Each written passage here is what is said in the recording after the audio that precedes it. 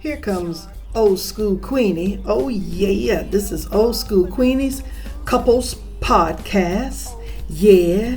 And it's Topic Tuesday. Yes, it's Topic Tuesday. But I'm doing Topic Tuesday relationships. It's only on for subscriptions at the Apple Podcast. So I got to remind you, you have to have a podcast, Apple Podcast subscription. Get your subscription and you'll be able to hear what the latest couples relationship issue that me and my old school brothers tackled, okay, for this week, Topic Tuesday. All right, so this general topic is about our poor people news. Yeah, I'm sharing poor people's news that I capture from all different sources, all these different people's talking and all. And I want to share because they got some really, we need to, it's the hood, it's us hood talking, telling about what's going on in each other's hood. Well, that's poor people's news. That's what I'm telling y'all. What's going on in our hood, we all need to share, and that is our news. We are telling our own news. This is our poor people's news. Let's take a listen. Stand black people, yet they monitor every move we make like it's their morning ritual. Hate doesn't look like distance, hate looks like obsession. They say they don't like us, but somehow they study our slang, our style, our rhythm, our spirit. You don't imitate what you hate, you imitate what you secretly wish you could be. They claim they want nothing to do with us, but they never stop policing our choices, our families, our culture. If we were truly irrelevant, they wouldn't be this invested. They talk down on black people, but they can't stop watching and interfering. It's funny how hate always comes with surveillance. They pretend they're above us, yet they track our trends like stock prices. You don't follow what you fear unless you know it's more powerful than you. They say they don't care about black people, but they stay in our business like it's their job description. That's not dislike, that's dependency. They claim we're the problem, but they can't stop orbiting around our culture. You don't hover around what you hate, you hover around what you can't replicate. They talk about us with contempt, but they watch us with fascination. Because deep down, they know the world moves when we move. They swear they can't stand United States of Africa TV, where we speak with one voice for one Africa. In recent days, many people have asked, why do we call it the United States of Africa? Some believe the name sounds too similar to another nation, but today I want to share the truth and the powerful history behind this name. The idea of the United States of Africa was not created today. It was born from the hearts of our Pan-African visionaries, Marcus Garvey, Kwame Nkrumah, Muammar Gaddafi, Robert Mugabe, Julius Nyerere, and many others. When Dr. Kwame Nkrumah, the first president of independent Ghana, spoke about this vision, he declared that Africa must unite politically, economically, and spiritually to protect its people and resources from foreign domination. Let's watch what he said. This mid-20th century is Africa's. This decade is the decade of African independence. Forward then to independence. To independence now. Tomorrow, the United States of Africa. You just heard it with your own ears. Dr. Kwame Nkrumah himself said, United States of Africa. That shows our founding fathers, the first generation of African leaders, wanted us to carry that name. This name wasn't chosen by mistake. It carries the dream of our ancestors, a dream of freedom, unity, and dignity for every African. So when we say United States of Africa today, we're not copying anyone. We're continuing the vision they began. Africa's future is in our own hands, and together we will finish what they started. What do you think? Should we keep United States of Africa, or do you have another powerful name for our united continent? Comment below. Your voice matters. And don't forget to like, comment, share. Ooh, all right. I like the sounds of the United States of Africa. I like it. All righty, so I'm just giving you some snippets of some our hood's news, okay? And that was from Africa. Yeah, the Africa is being united, and we need to, hey, go along with this movement. Hey, we don't have no other choice but to get along and join the union. Let's unite. Oh, yeah.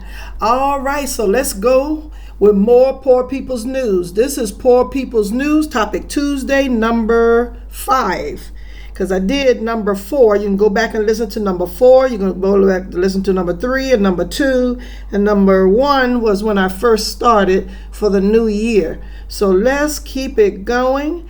And I am just so happy about this union on our African continent. African continent. All right. Let's continue with more news from our hood, Poor People's News. Let's go. Let's learn. Let's make some moves. Let's wake up. Here in Ghana, why is it that we are here in Ghana? There is a military base here that American soldiers can walk in. No passport, no ID. They walk right through. If they commit crimes, they rape women, they kill women. No policeman in Ghana can touch them. Why? Where is the Ghanaian military base in the United States? Where is the French military base? Where is the Burkina Faso military base in France? Where is the Nigerian military base in Russia? Every superpower is building bases throughout Africa. Where are the African military bases in those countries? As I say some of these things, it's almost like it's a joke. I like Nigeria, you know.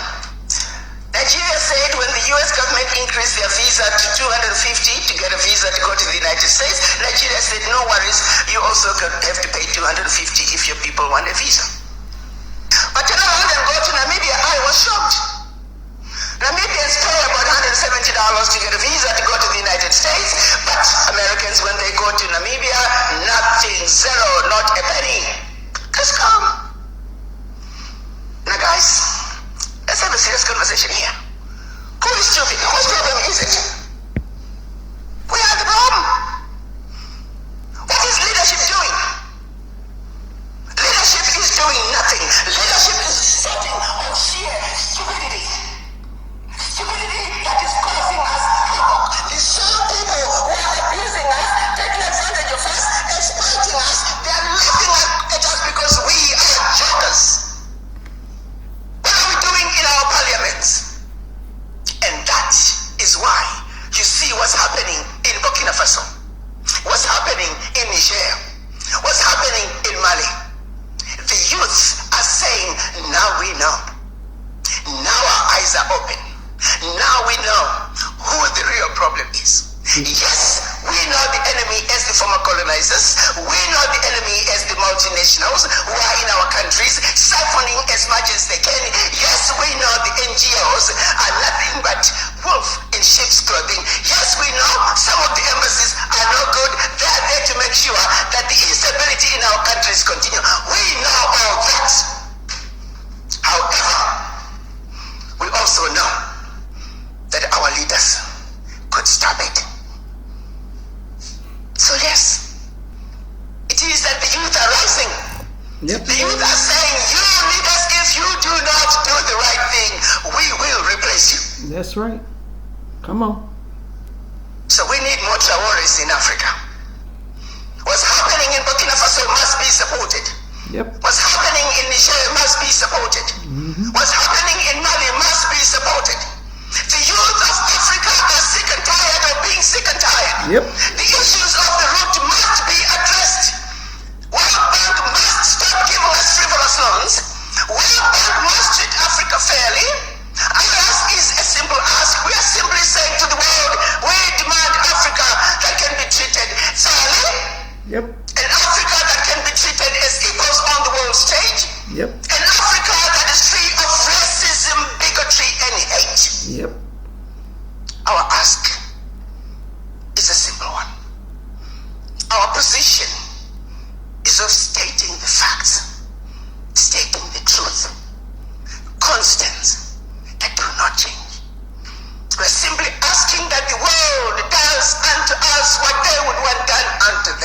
Amen. Anybody that has an issue that Africa has taken is somebody who is under earth. We want a peaceful world. We want a world that is just. And that is all we're asking. Yep. That is all our children are asking.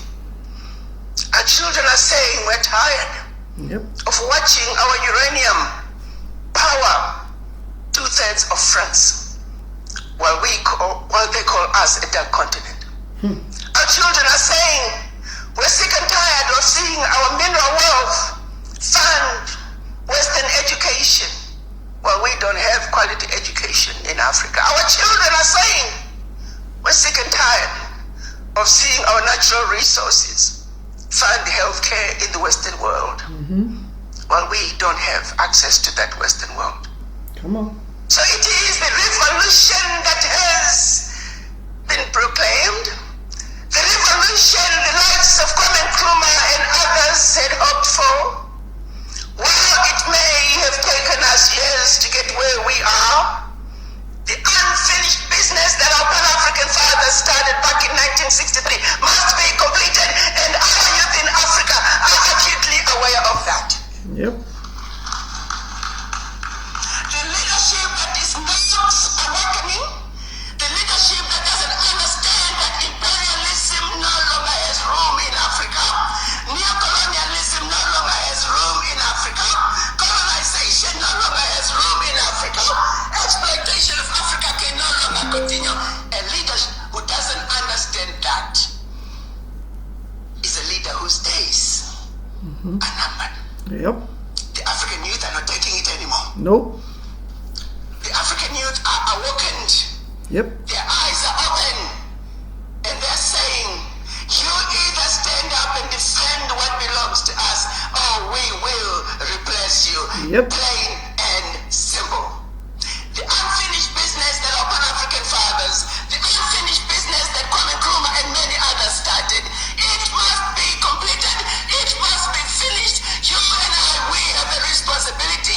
You make us accountable as your elders. Make your leadership accountable. If your leadership is not accountable, replace them. I thank you. Yep. Replace them. And I'm going to add, you are fired. Now let's continue some more news.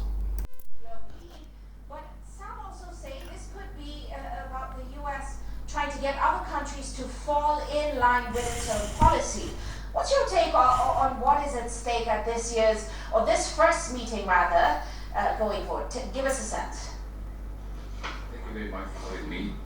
So this meeting in international relations we refer to as strategic diplomacy, where the US is trying to use its influence in terms of peace building and economic, advancing peace building and economic interest, and also strengthening what we call diplomatic ties, especially in East Africa and the Great Lakes region, especially looking to into DRC, Democratic Republic of Congo, and the Republic of Rwanda. And the other thing which is very important is also promoting economic and investment partnerships around critical minerals around the globe. And this is very critical because if you look at the US foreign policy, the US, especially during this regime of the Donald Trump, is trying to advance its interests and especially trying to be a leader in terms of peace building and conflict resolution, and focusing on the Great Lakes region, and especially when you look at the deal that was signed sometimes last year between the warring factions between DRC and Rwanda. And the other thing that we need to keep in mind is that there's a critical issue about enhancing perceptions of the US leadership in conflict resolution globally. We have seen this through Donald Trump's regime about advancing this interest between the conflict between Israel and Palestine, and now between the Democratic Republic of Congo and Rwanda. And this meeting is very crucial, and we look forward to see the outcomes and how the negotiations are going to go and the way forward in terms of advancing all these critical issues, to have what we call a win-win situation. Right. And I'd like like to talk about some of the issues that will be on the agenda. And of course, top on the agenda is expected to be setting a price floor for these various minerals or group of minerals. Who are the players with the upper hand in this discussion at the meeting, and where do African nations especially stand in this discussion? Thank you very much. The key actors or players in this meeting are, of course, the United States, led by, of course, the Secretary of State, Marco Rubio. And don't forget that they are also represented like Masad Boulos, who is the senior advisor to the Donald Trump government on the U.S.-Africa relations, and especially Therese Taikwaba, who is the Foreign Affairs Minister from the Rwanda, and also the representative from the Felix Tshisekedi-led government, and not forgetting Olivier Rwigere from Minister of Foreign Affairs from Rwanda. These are going to be crucial actors who are going to spearhead these talks. And the main aim is that they are going to have what we call a win-win situation, whereby they aim to have a consensus whereby not everybody is a winner and nobody is a loser. So they are going to have a very critical objective that the talks will come out with a win-win situation for all the actors involved. Thank you. Now, that's interesting, certainly with a president like US President Donald Trump. But I'd like to ask you specifically about the DRC mission, because countries like the DRC will be at the meeting hoping to push forward a minerals deal with the US. What's your take on the progress they made so far? Because you did mention that last year there was a peace deal in the works. Do you think we'll see a deal finally on the table? What could be the sticking points or the roadblocks for either side to reaching a deal? Thank you very much. One critical point that we need to keep in mind is that when you look at about the 2025 Global Peace Index, this is a Global Peace Index produced by the Institute for Economic and Peace, a global renowned think tank that ranks 163 countries globally according to the level of peacefulness, which represents 97.3% of the world population. You look like the US is ranked at the 128 out of 163 countries, while you're talking about the Democratic Republic of Congo having been ranked 160 out of 160 countries, and the Democratic Rwanda, the Republic of Rwanda, is ranked at 91 out of 163. These countries are aiming also to make sure that in the next ranking that they improve in terms of the Global Peace Index. They want to be ranked like have the peacefulness has improved in terms of having ceasefire agreements that are going to achieve a win-win situation, and making sure that countries, they having good relations with neighbors, and also talking about issues to do with having foreign relations, whereby the US has its foreign policy advancing its interests, whereby they also have to help countries that are allies to it to advance and achieve their foreign policy objectives. Well, we will be watching certainly what happens at that meeting and going forward. Thank you so much, Doctor, for joining us on the show. That was Dr. Dan Odaba, an international relations expert and also an executive director of the Beyond Borders Research and Consulting Africa. Hey, I just heard a bunch of rubbish coming out of that doctor's mouth about some talks, but I did hear that Trump is over there trying to talk about make some deals on his own behalf to get the minerals from the Democratic Republic of Congo and Rwanda. So somebody get over there and talk to them folks. Don't let him come over there and get no minerals out of that country. The Republic of Congo and the DRC and the Rwandans. Somebody needs to get over there and talk to them guys. You don't need to make no deals with no Donald Trump or no and talking about some foreign policy. What's that? What foreign policy? You don't need no Donald Trump. You don't need to make no deals with no USA, period. I love to see everybody, every migrant from here, every Nigerian in the diaspora, every African in the diaspora live by the laws of the country where they have found themselves. Okay? So now, what's the other concern?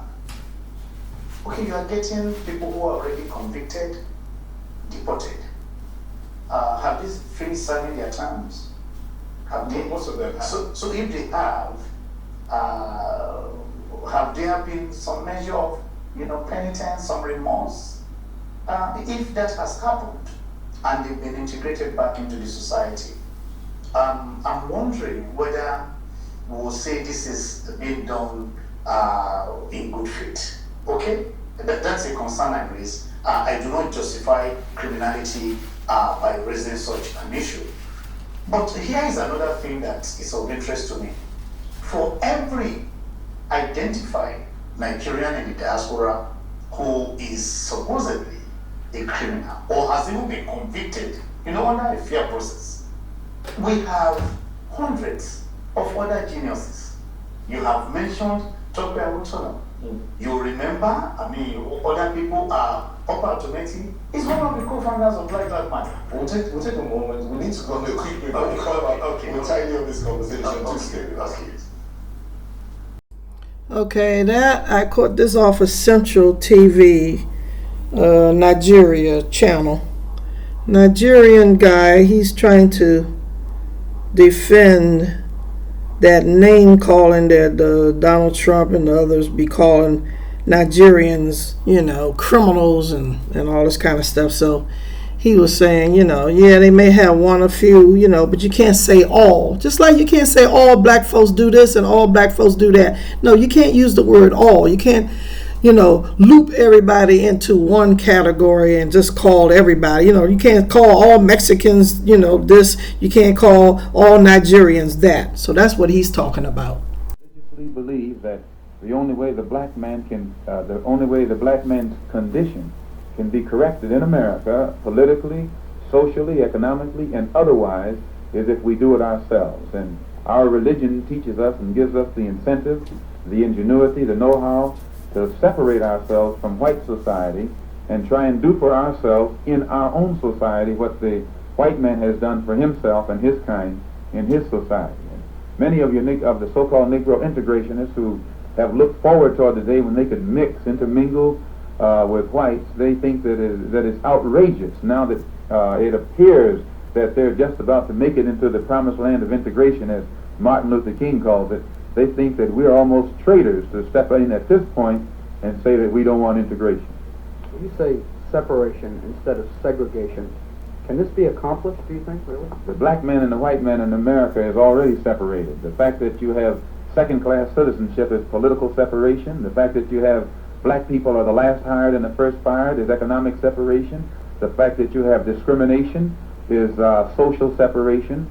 All we're asking, since separation is practiced, although it's not preached, we're asking that America practice what it preaches or preach what it practices. And whereas up to now the white community benefits, is the sole benefactor from the form of segregation that exists, we want it separate so that the black man can be benefited as well as the whites be benefited. We think that it will solve the race problem. This is just, it doesn't involve hypocrisy, it's recognizing factors as they are, and that's the only way to solve the problem. I was thinking basically of the present Congo situation and its political overtones in many respects. Do you have any comment on the Congo situation?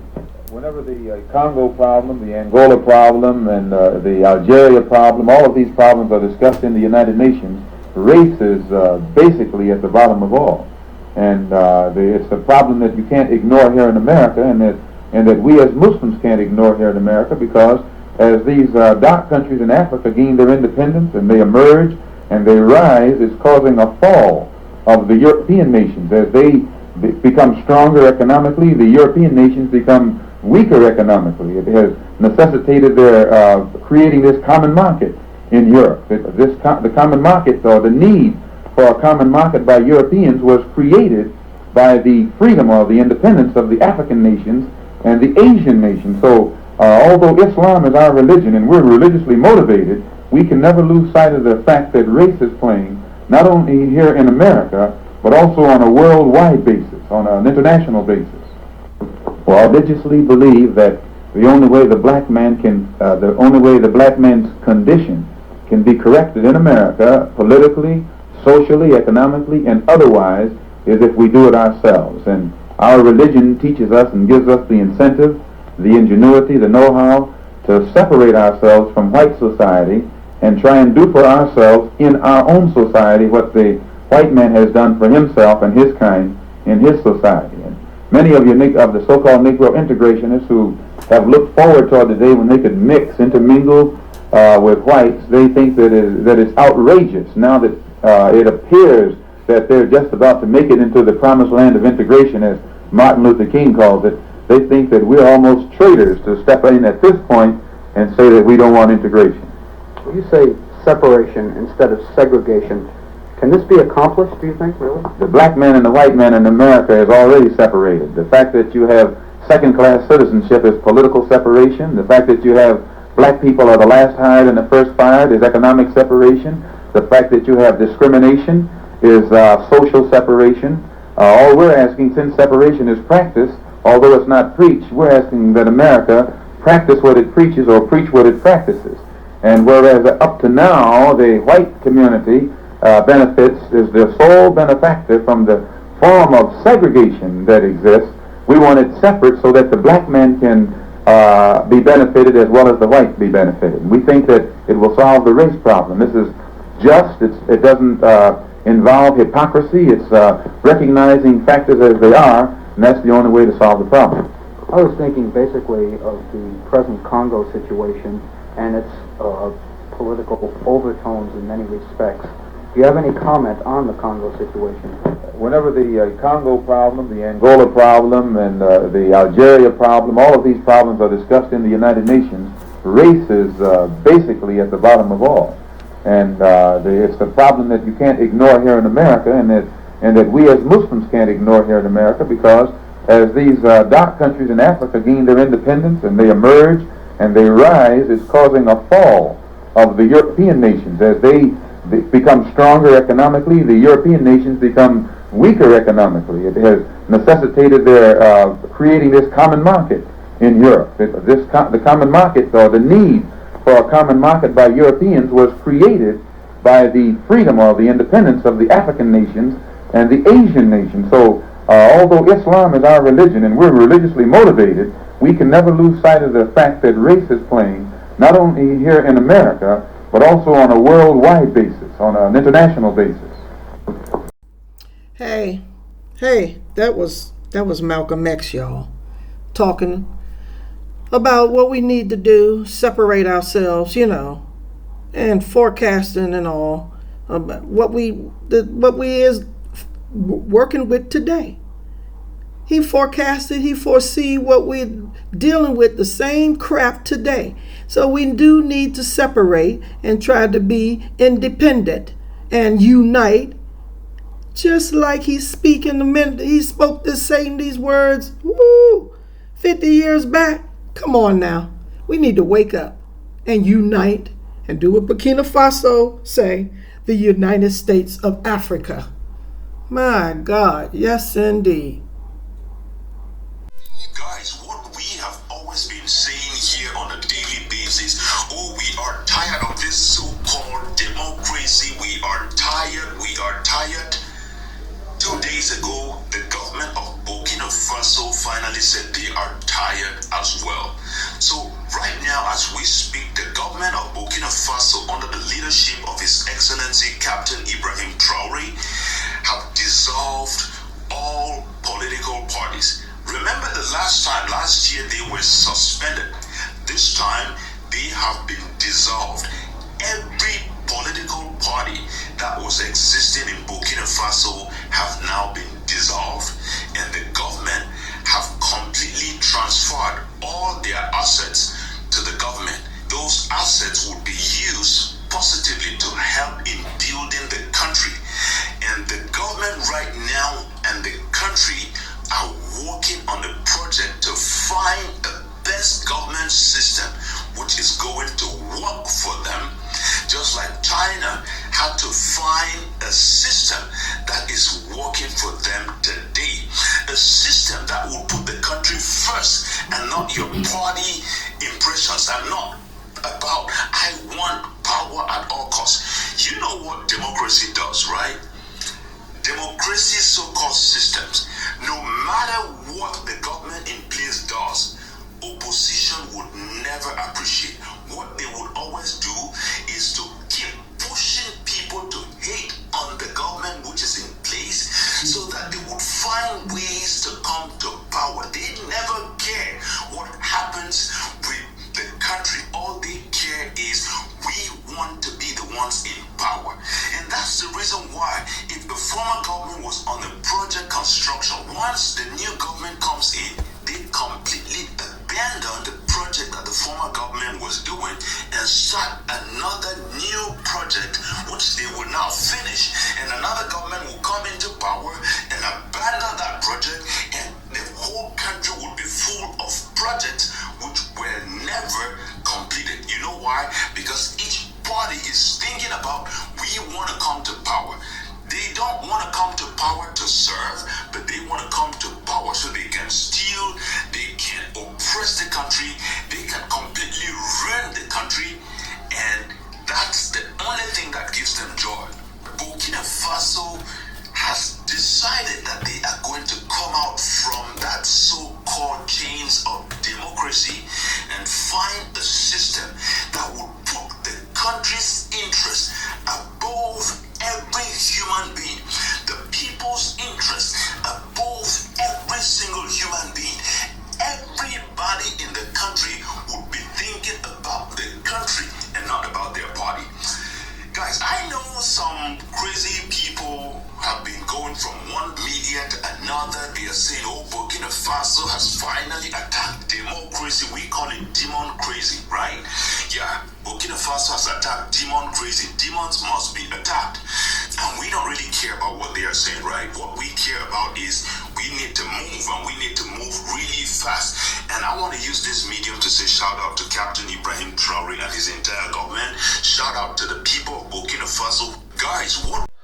This country can't survive without you. It's never happened in the history of the world. In 1950, America was 90% white. It's not my opinion, it's a fact. I'm not making a racial comment, it's math. So that means with Dr. King, Andrew Young, other people, that was a miracle. It was moral. Today, America is 40% black and brown. Within 10 years, it'll be a majority of minorities. Baby boomers, all white, wealthy, and trying to go play golf at the same time. That's what's up right now. You got more people under age 18 than over 60. You get more people over 65 than under age 18. Under 18 are black and brown. This economy is 70% consumer spending. 70. Not rich people. You. Car notes. Rent. Conference fees. Small business. Payroll. Yeah, come on. Small things which you control. The largest economy on the planet. $30 trillion. And it can't survive without you. So here's what I said. I've been in Fortune, I've been in Time, I've been in conferences, very conservative people. Here's what I say. It always survives this test. They don't do this. I say, I think you know what I'm going to say. Here's what I have to say. I want every white person here to be successful. That's number one thing I'm saying. Number two, there's not enough college-educated, successful white men to drive GDP, gross domestic product, for the next 20 years. It's mathematically impossible. So unless you want to be speaking Chinese, Mandarin in the next 20 years,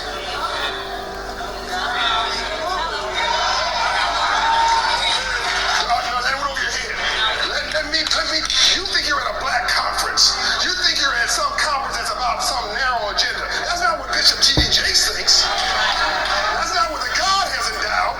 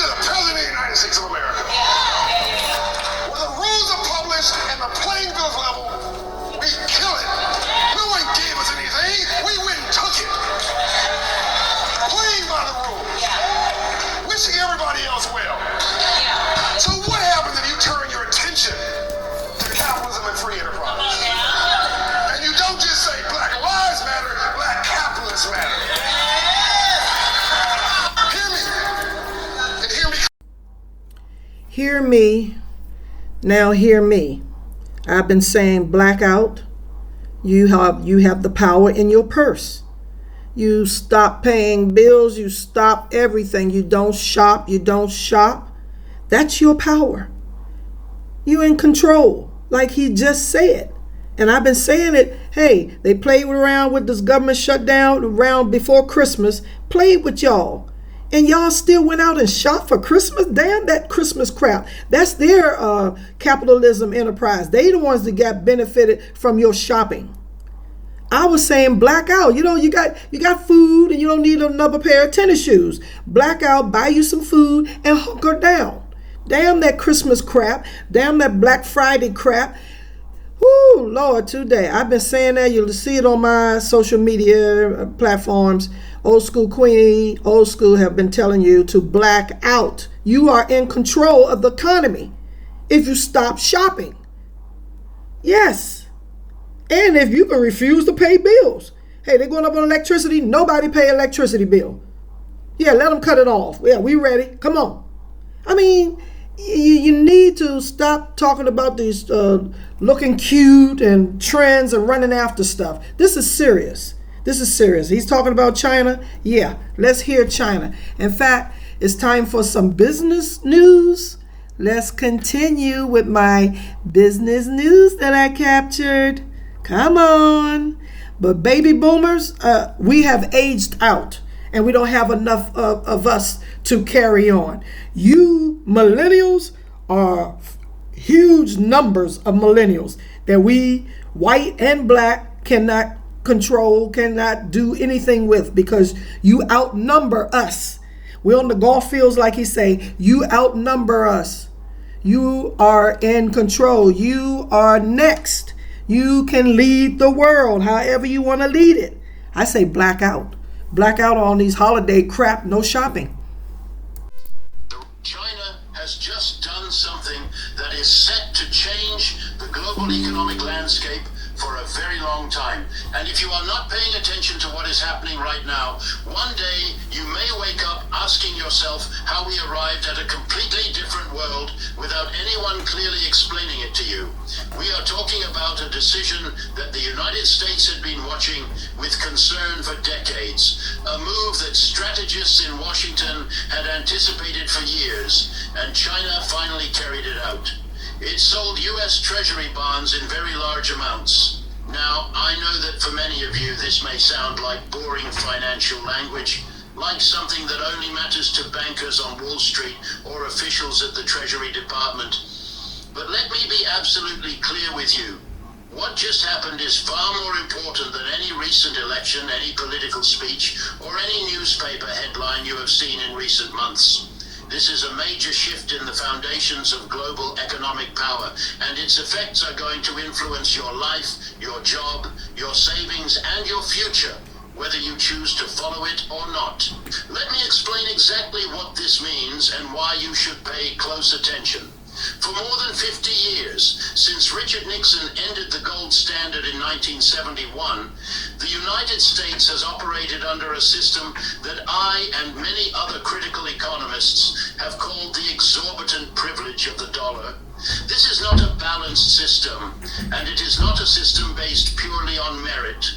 It is a system built on a very large structural advantage that allows the United States to live far beyond its means, while much of the rest of the world carries a significant part of the cost.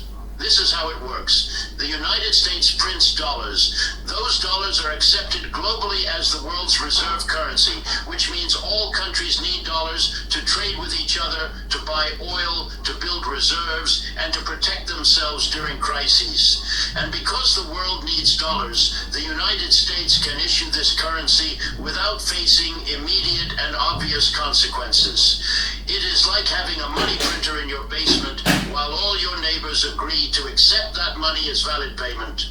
No matter how much you print, no matter how careless you are with your personal finances, you can always create more money, and someone will accept it because everyone depends on that system. Now imagine that one day your biggest neighbor, the one with the most successful business in the area, the one who has been accepting your printed money for decades, suddenly says, You know what? I do not want your money anymore. I am going to use something else. I will use gold. I will use my own currency. I will trade directly with other neighbors without going through you. That is essentially what China has just done, and the implications are truly enormous. But to really understand why this matters so much, we need to go deeper into how this system works and why it is not sustainable over time. I have spent decades studying capitalism, its crises, and its internal contradictions, and I can tell you that the current system of the dollar as the world's reserve currency is one of the largest economic distortions in modern history. It allows the United States, a country that represents less than 5% of the world's population, to consume close to 25% of the planet's resources. How is this possible? Because the United States can finance massive trade deficits year after year, decade after decade, simply by issuing more dollars or selling more dollar-denominated debt that other countries buy. Think about it this way. If you and I spent more than we earned every month, eventually our credit cards would be maxed out, banks would stop lending to us, and we would face serious financial trouble. China has just done something that is set to change the global economic landscape for a very long time. We are not in control. Look at the entire banking sector and the entire banking ecosystem. If you want to move money, it is SWIFT. I think SWIFT is incorporated in Switzerland. Little Switzerland. Switzerland. If I want to move money from South Africa to Nairobi, the Federal Bank of South Africa will ask many questions, and then I'll provide a SWIFT number. Then the intermediary bank will be in New York, not in Mozambique, in New York. If it is going to Europe, it is IBAN. We are not in control. Not in control of our money. We are not in That's this big word, the billionaires. And how the billionaires are doing great while other people are struggling. And the gap between rich and poor in the United States has been growing steadily. This is not something new, but we used to have more of a safety net. This is a global phenomenon. It's not just the United States. These latest figures that have come out about the enormous increase in the wealth of the billionaires in the past year, increasing at 3 to 4 times as faster than it normally does. This is not accidental. You know, this goes back to the start of the Cold War. In 1948, George Kennan wrote a memo that said we have 6.3% of the world population, yet we control 50% of the world's wealth. We can't help but be the object of envy and resentment. The question before us is, how do we maintain this position of disparity? And the United States has tried to do so on a global scale, but also the capitalist class, the most wealthy capitalists, have done so inside the United States. So they're getting richer and richer, while most people live paycheck to paycheck. And if you're living paycheck to paycheck, one big health bill or one other crisis puts you under. And then you're in a position of dependency and living on charity, basically, which goes against the American sense of what's right and wrong. And the United States still is the wealthiest country. But what we see happening globally is more and more money is being put into militaries, more and more money being put into police, into arms. And Donald Trump is leading that campaign globally. And as Eisenhower said in the 50s, that is every dollar that goes to build guns and fighter planes and bombs is a theft from those who are hungry and need food, a theft from those who are unhoused and need housing, those who are unhealthy and need health care. And we're, as a planetary civilization, as one species, we're going the wrong direction. We have enough wealth that everybody could live decently, but we don't distribute it fairly. And we have a capitalist system in which the wealthy are doing great and the rest of the people are suffering or struggling. Mm-hmm. Well, Ben, of course, another factor briefly mentioned earlier is the debt. Some say there's a debt-driven culture in the U.S. Debt-driven living has become the foundation of middle-class life in America.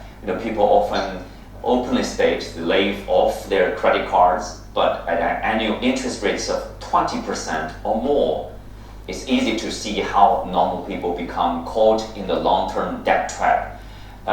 With that in mind, is there anything the government is doing, or the government can do probably, to help people stay safe and let's say above the kill line? Well, there are many things the government could do in the U.S., but the government has not implemented these policies, and this has been bipartisan for many decades. The government has implemented policies that have served largely financial interests and not the interests of the majority of the population, of poor and working class Americans. And for instance, if you go back and look from World War II until 1963, the top marginal tax rate in the U.S. was 80 to 90%. And ever since then, the richest Americans have had their taxes fall more and more. Trump, in his 2 terms now, has continued to cut taxes on the richest Americans while imposing tariffs, which in fact are a tax, and it's a regressive tax that hurts primarily poor and working class Americans who rely much more, they spend much more of their paycheck on imported consumer goods. So we see that the policies of the U.S. government are actually putting more of a burden on the poor and working class population and less of a burden on the richest people in the country, which is why we see so much extreme inequality. And there's a lot of support for some of these measures that across the population, regardless of party affiliation, for increasing taxes on the richest population and providing a larger social safety net. But these measures are opposed by the wealthiest interests in the country. Just a quick example is California right now is trying to propose a measure that would implement a 5% one-time wealth tax on billionaires. And we see that billionaires are spending tens of millions of dollars lobbying against this measure because they know that this would be a sign to other states in the country that they could also implement similar measures that try to reduce this inequality. So anytime even local governments do try to implement some kind of measure, they face very heated opposition because it's very difficult to actually challenge the power of money in politics when we see through things like the Citizens United ruling by the Supreme Court. There's no limit on the power of money in U.S. politics. Right, money in politics. With that, we come to the end for today's show. Many thanks to our guests. You can also watch us on the CGTN app on YouTube. I'm Xu Qianzhuo. Thanks for being with us. See you next time. As I have said, young folks, you have the power in your purse, in your dollars. Just stop paying. Black out. Do not buy a damn thing, especially around these holidays. The holidays, black out. Black out. No shopping. I keep telling you that. Watch those millionaires come a-running because their stocks will drop because nobody is shopping. States of Africa News Network. I am Akosua Prempe, broadcasting to you from the heart of our united African spirit. Today, we bring you a powerful and historic moment from Burkina Faso, an event that showcases pride, sovereignty, industrial strength, and the unstoppable will of a people rising to take full control of their destiny. We take you to the official inauguration of SN Brafaso, a national brewery reborn from the ashes of a 20-year shutdown, revived through determination, sacrifice, and the revolutionary vision of Comrade Captain Ibrahim Traoré, President of Faso and Head of State. This ceremony is more than an industrial launch. It is a declaration of victory against dependency, against imperialist monopolies, and against all forces that once tried to suffocate Burkina Faso's economic ambitions. Today, factories are opening across the nation. Ouagadougou, Bobo Dioulasso, Bamfora, Yako, Pabre, Lango, Kagampela, and the momentum continues as Burkina Faso steps boldly into a new era of industrial independence.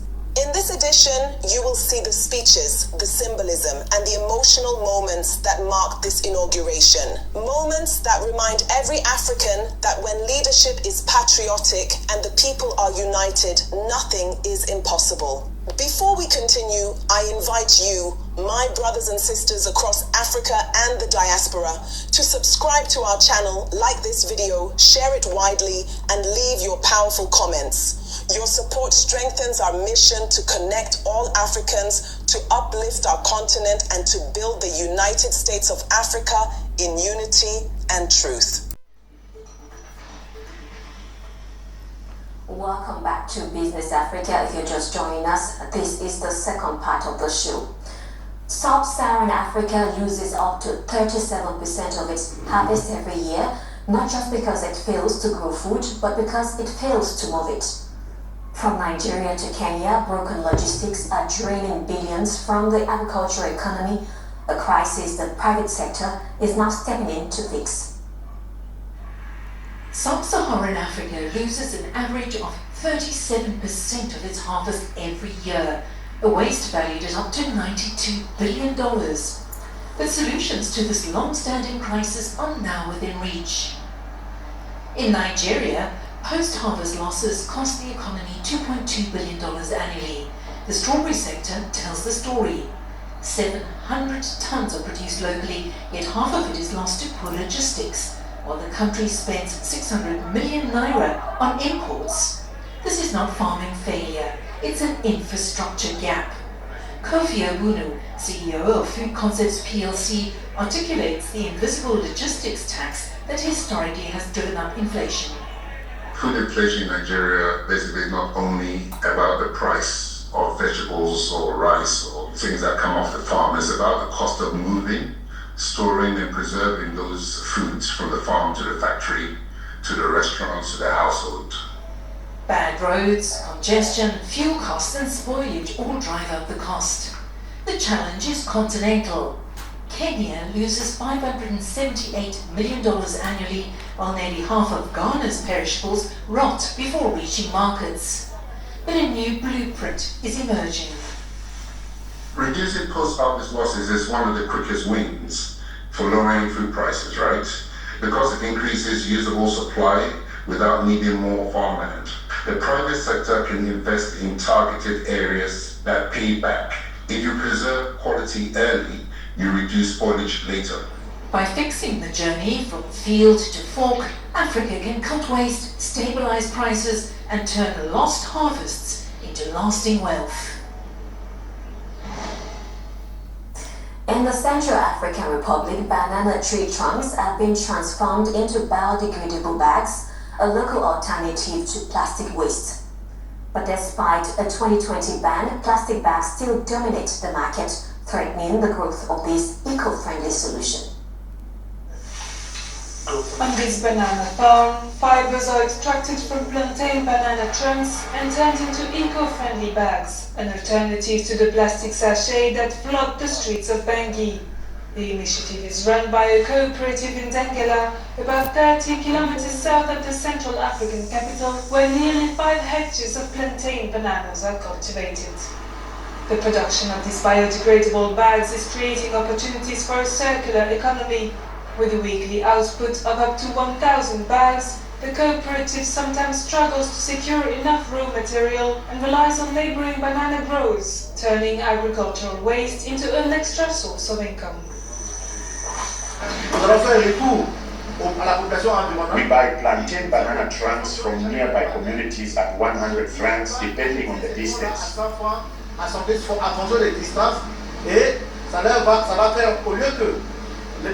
What used to be agricultural waste now allows our mothers and brothers to earn extra income, in addition to selling banana bunches. But the limited availability of biodegradable bags and the continued reliance on plastic packaging to protect goods from dust are hindering a full transition to sustainable alternatives.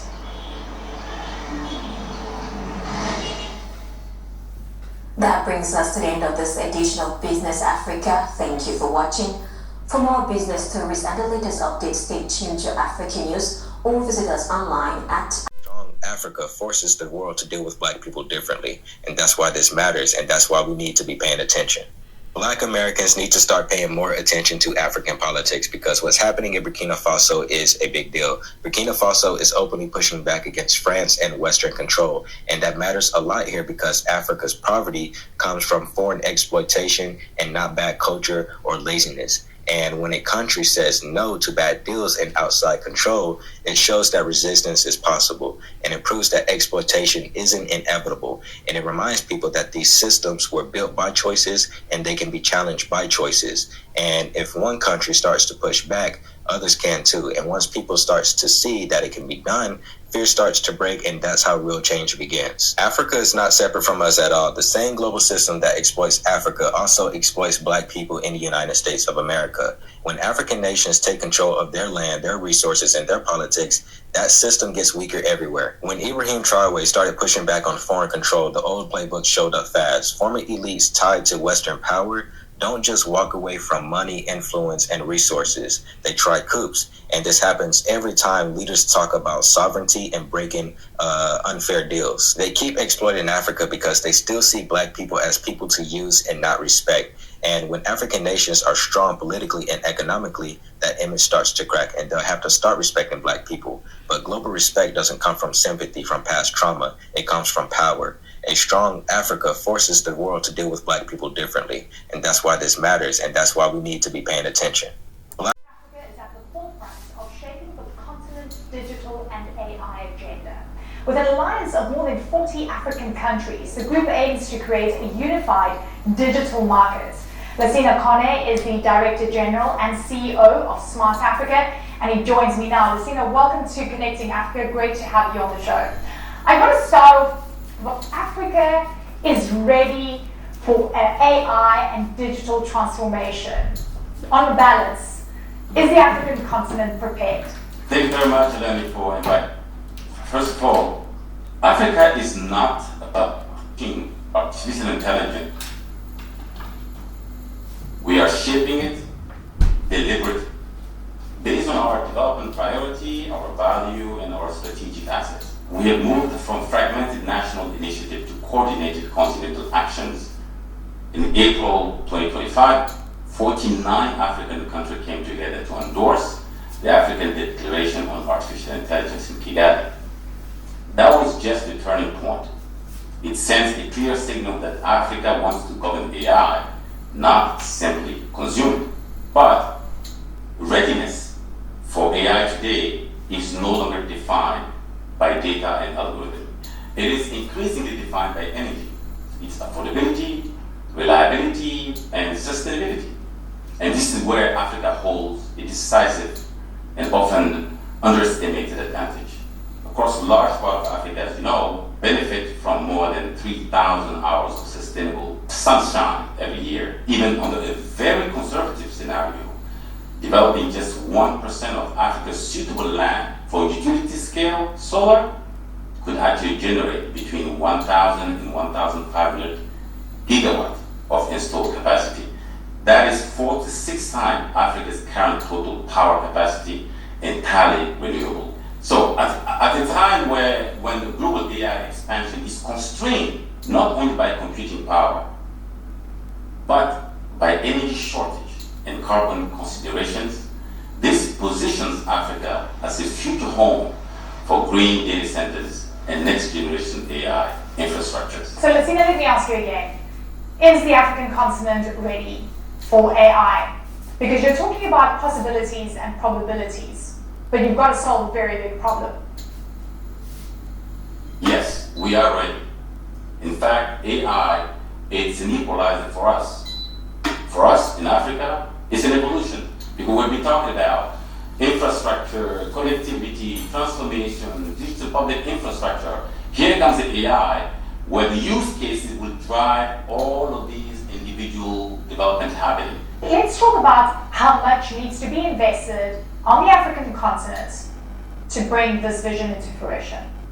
Our estimate, based on the work done already on the Africa AI Council, we are going to divide Africa into clusters. Not every single country must have a data center, AI data center.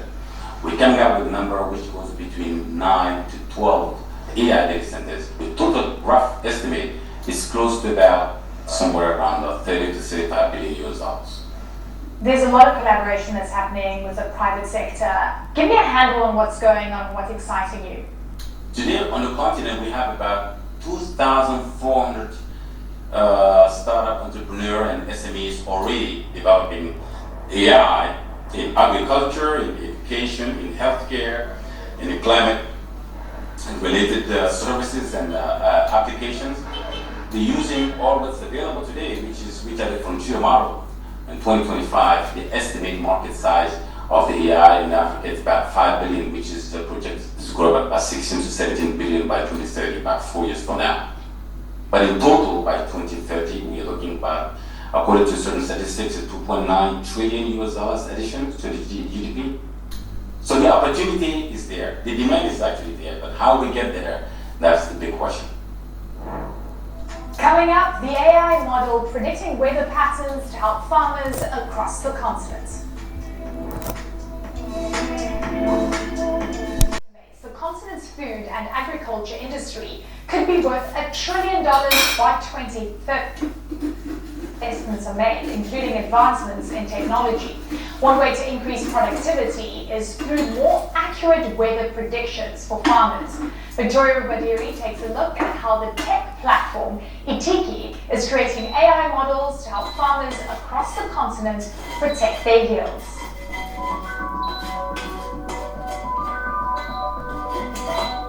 Developers in the Free State province of South Africa, also known as the breadbasket of the country, are marrying the old and the new. This team is combining generations of knowledge from local farmers with cutting-edge artificial intelligence. With the rising threat of climate change, their goal is to make accurate drought predictions for farmers across the continent. The platform, known as Itiki Africa, is the brainchild of Mugoni Masinde. It stands for Information Technology and Indigenous Knowledge with Intelligence. Remember, indigenous knowledge coming as a story.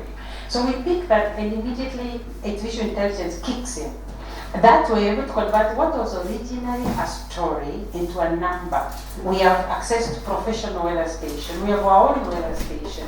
We check what they say.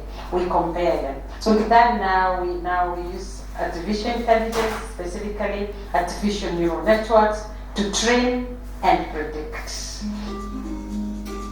Currently operating in South Africa, Kenya, and Mozambique, Itiki provides farmers with short-term and long-term drought forecasts.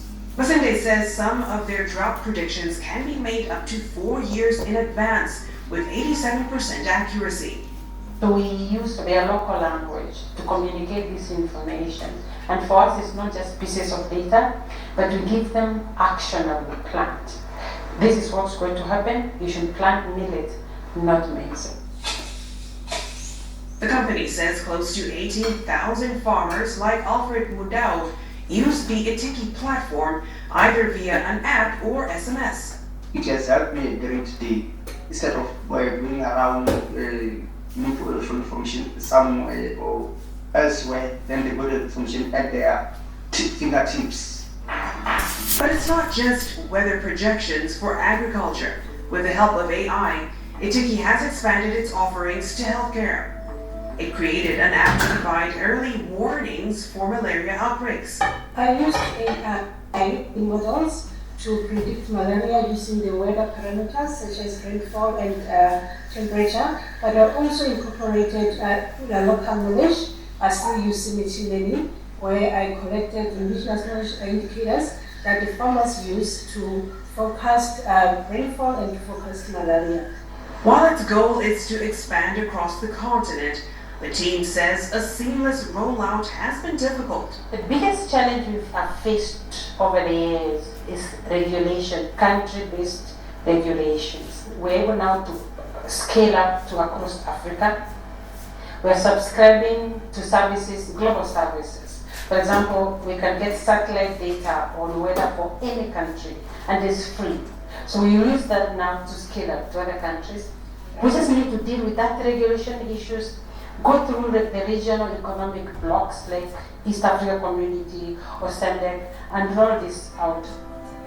But for them, the efficiency, accuracy, and opportunities AI has unlocked are worth persevering, as they're eager to develop the next technology that will allow them to help Africa prosper.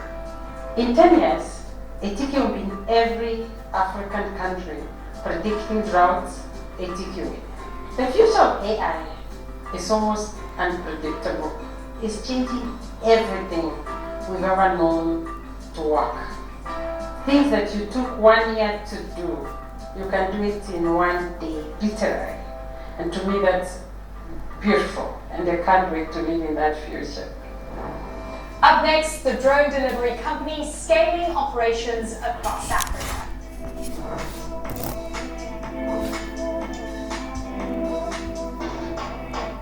The world needs a couple. Why the Black celebrity can't liberate their people. An unwritten truth. They give them millions, not for freedom, but for control. Black celebrities aren't leaders, they're leashed. Every dollar they earn tightens the chain. The white elite doesn't invest in talent, they invest in silence. Your image, owned. Your name, trademarked. Your voice, censored. You signed the NDA. You cashed the check. Now you're a brand, not a person. And just when you think you made it, you hit the next wall, the black gatekeepers, the black elite. Since the 1960s, we've had more black celebrities than ever before. But ask yourself, where are the black banks, black hospitals, black grocery chains? With billions in net worth, why can't they build for their own people? Because they're not allowed to, it breaks the code. Thou shalt not use our money to liberate your people. Endorsements, deals, foundations. They look like progress, but they're fences. You don't own the stadium. You don't own the mic. You don't own your freedom. You were never supposed to be free. You were supposed to be famous. The black celebrity is a tool of white supremacy. Packaged in Prada, they entertain the masses, while the masses remain enslaved. And that's the unwritten truth. Fame is not freedom. It's the prettiest cage ever built. You thought you escaped the system, but they never planned to let you go. They just put you on a different leash, one made of gold. The black elite were handpicked, trained not to liberate us, but to guard the gate that keeps us trapped. They dress it up in diamonds and call it success, but it's just a collar with shine. They'll send the jet, they'll pour the drinks, they'll keep you high. As long as you never lift your people up. Deals, endorsements, covers, control. Gold chains are just modern shackles, and interviews are rituals to keep you inside the script. You made it out the hood, cool, but look around. Who else got out with you? You're not free, you're just a new tool, used to keep truth out of reach. Say the wrong thing, you disappear, say the real thing. They replace you before you finish the sentence. You weren't chosen to lead us. You were chosen to keep us quiet. Because gatekeepers don't open doors, they guard them. And they've been watching you. We stay dropping these knowledge bombs.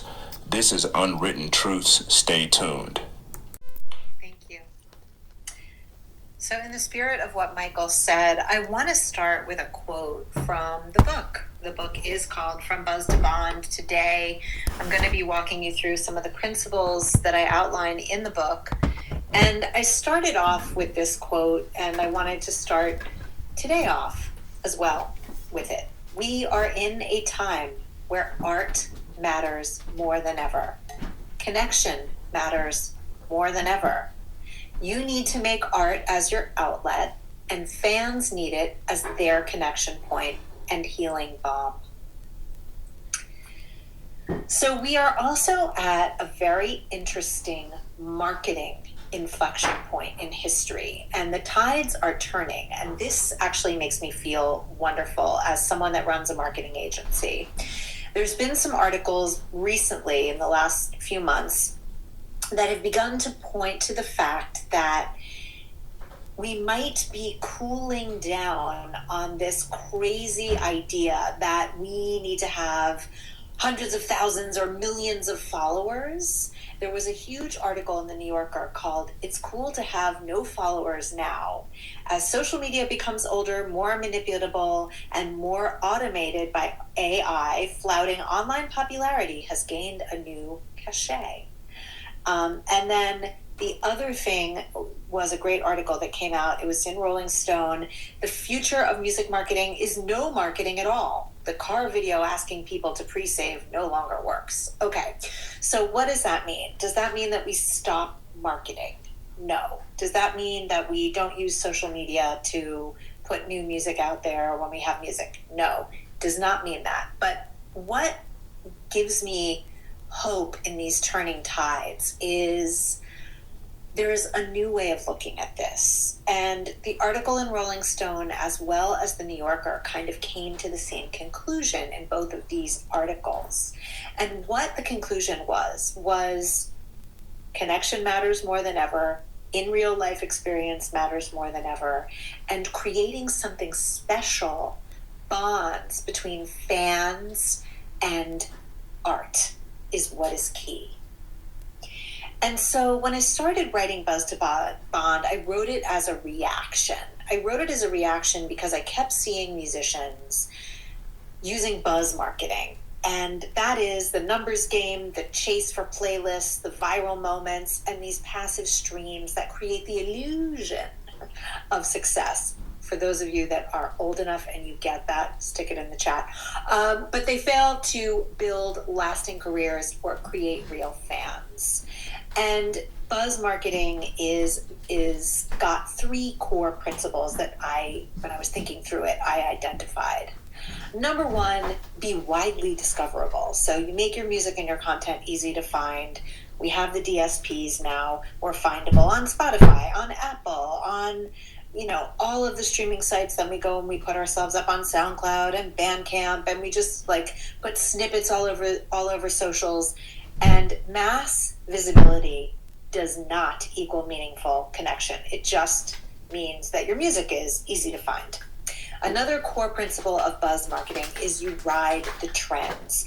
We leverage fads to catch algorithms and increase exposure. So this is forcing us to constantly adapt and react.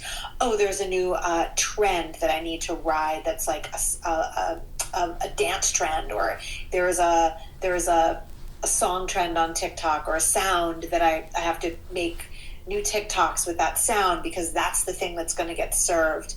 And so instead of actually thinking through what you're doing, you're constantly reacting.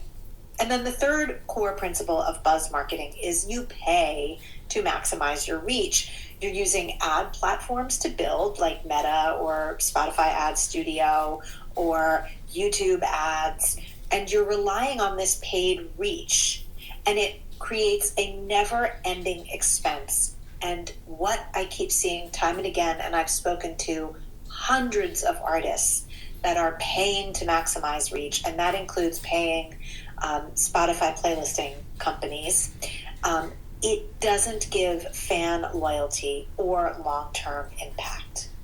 Family, the government of Ghana has announced that they want to change the name of Accra's International Airport. That airport is actually called Kotoka International Airport. That is the real name of what we usually think is Accra's International Airport. It's Kotoka International Airport. I will explain to you who is this Kotoka guy and why the government wants to change that name, because that name is a symbol of mockery. It's a symbol of an in-house slave to the real Pan-Africanist of Ghana. So, who was Emmanuel Kwasi Kotoka? He was a military officer, a brigadier, right, to be precise. He is the man who actually participated. He was at the forefront in collaboration with the Western masters and other in-house slaves who ousted Dr. Kwame Nkrumah.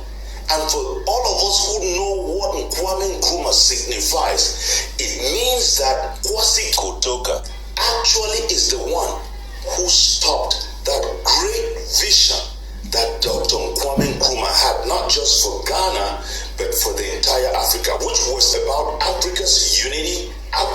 sovereignty, Africa's total and unconditional independence. This Kotoka of a man is actually that symbol who stopped that vision.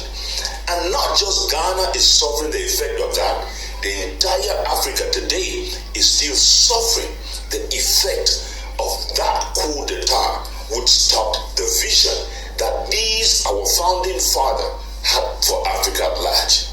So the government, after revisiting history, they didn't find it necessary to have the name of an in-house slave at the port of entry of a country that symbolizes Africa's unity, Africa's freedom, Africa's sovereignty. That is the reason why the government has decided that that name, which brings shame, which brings bad memories to the minds of not just Ghanaians but Africans, should be taken away from that airport, and at least the airport should be renamed Accra International Airport. For me, why not even give it the name Kwame Nkrumah International Airport? I wish it was that, but at least that name Kotoka should be taken away from that airport. So that is what is sparking a lot of controversies. And you know how Africa has been, because these people succeeded to divide us really bad with this so-called politics. Now some elites from the Volta region are trying to instigate the people from the Volta region to be like, oh, they're trying, that is the only thing that represents the Volta region. A true Voltarian would know that that is a symbol of shame to the Volta region, and that name needs to be taken away. No problems with the people of Volta region, but we are just trying to state nothing else but facts here. Let me know what you guys think in the comments. Oh, we are tired of this so-called democracy. We are tired. 2 days ago, the government of Burkina Faso finally said they are tired as well. So right now, as we speak, the government of Burkina Faso, under the leadership of His Excellency Captain Ibrahim Traoré, have dissolved all political parties. Remember the last year they were suspended. This time, they have been dissolved. Every political party that was existing in Burkina Faso have now been dissolved, and the government have completely transferred all their assets to the government. Those assets would be used positively to help in building the country.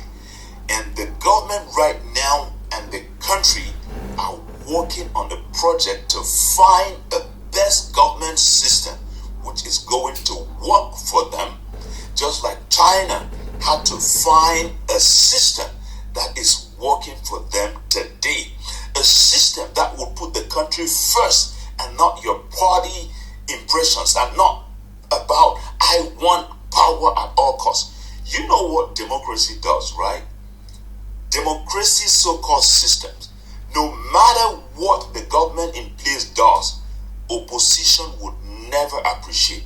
What they would always do is to keep pushing people to hate on the government which is in place, so that they would find ways to come to power. They never care what happens with the country. All they care is we want to be the ones in power. And that's the reason why, if the former government was on the project construction, once the new government comes in, they completely abandon the project that the former government was doing and start another new project which they will now finish, and another government will come into power and abandon that project, and the whole country will be full of projects which were never completed. You know why? Because each party is thinking about, we want to come to power. They don't want to come to power to serve, but they want to come to power so they can steal, they can oppress the country, they can completely ruin the country, and that's the only thing that gives them joy. Burkina Faso has decided that they are going to come out from that so-called chains of democracy and find a system that would put the country's interest above every human being. The people's interest above every single human being. Everybody in the country would be thinking about the country and not about their party. Guys, I know some crazy people have been going from one media to another. They are saying, oh, Burkina Faso has finally attacked democracy. We call it demon crazy, right? Yeah, Burkina Faso has attacked demon crazy. Demons must be attacked. And we don't really care about what they are saying, right? What we care about is we need to move, and we need to move really fast. And I want to use this medium to say shout out to Captain Ibrahim Traore and his entire government. Shout out to the people of Burkina Faso. Good evening, distinguished viewers. My name is Akosua Prempe, and you are watching the United States of Africa News Network, where we inform, empower, and unite all Africans across the continent and the diaspora.